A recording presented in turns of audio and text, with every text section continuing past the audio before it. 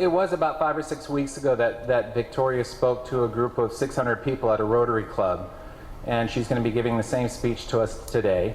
And I saw it, I think a week or so after it hit the web, it started going around, and so I quickly got on the phone and talked with her dad Zane and invited them here. And so we have a very special treat. So Victoria, come on up, do your thing.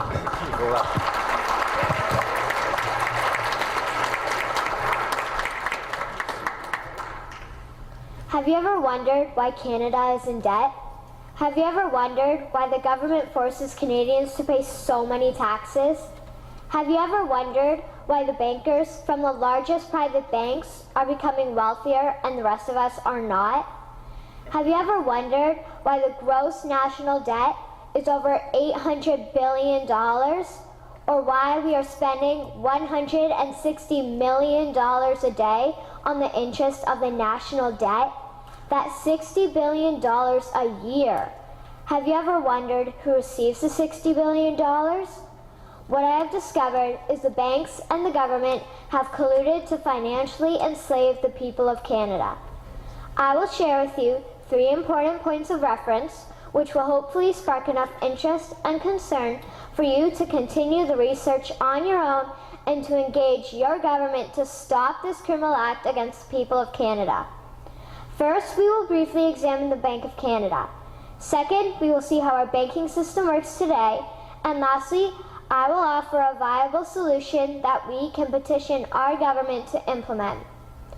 A very little known figure in Canadian history is J.L. Gradon McGeer. He was a lawyer, Member of Parliament, and Mayor of Vancouver. His contribution to Canada is probably the greatest in our history. He championed the creation of the National Bank of Canada, whose sole purpose is to create and manage Canada's money. It was formed on July 3, 1934, and owned by all Canadians.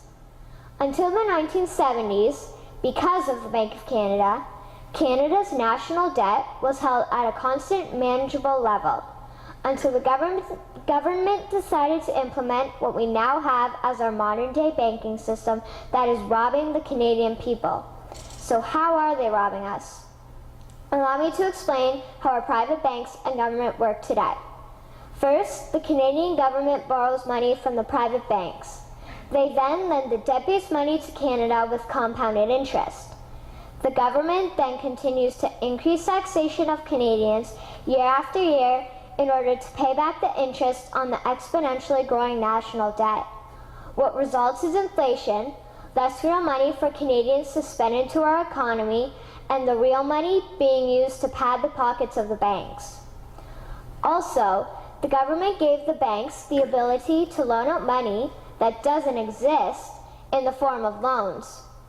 When a bank gives you a mortgage, which literally means a death pledge, or a loan, they don't actually give you money. They click a key on a computer and generate the fake money out of thin air. They don't actually have it in their bank vaults.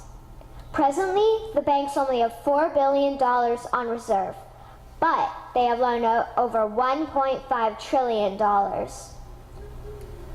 To quote Graham Towers, each and every time a bank makes a loan, a new bank credit is created. New deposits, brand new money. Broadly speaking, all new money comes out of a bank in the form of loans. As loans are debt, then under the present system, all money is debt. What I find interesting is even Jesus, in Matthew 21, drove out the money changers in the temple because they were manipulating the currency to steal money from the people. The private banks are just like the money changers in Matthew 21. They are defrauding and robbing the people of Canada, thus their freedom, and they need to be stopped. How should the banking system work? In an infamous interview, Mr. McGeer asked Mr. Towers, "Can you tell me why a government with power to create money should give that power away to a private monopoly and then borrow that which Parliament can create itself back at interest to the point of national bankruptcy?" Mr. Towers replied, "If Parliament wants to change the form of operating the banking system, then certainly that is within the powers of Parliament. In other words, if the Canadian government needs money, they can borrow it directly from the Bank of Canada. The people would then pay fair taxes to repay the Bank of Canada. This tax money would in turn get injected back into our economic infrastructure and the debt would be wiped out. Canadians would again prosper with real money as the foundation of our economic structure and not debt money. Regarding the debt money owed to the private banks, such as the Royal Bank, we would simply have the Bank of Canada print the money owing, hand it over to the private banks, and then clear the debt with the Bank of Canada. And yes, we have the power and lawful right to do so. In conclusion, it has become painfully obvious, even for me, a 12-year-old Canadian, that we are being defrauded and robbed by the banking system and a complicit government. What will we do to stop this crime? What will we do to ensure that the next generation will live free and clear of the debt-based economy that enslaves them to the banks? Margaret Mead said the following, and I hope that all of you remember this. Never doubt that a small group of people can change the world.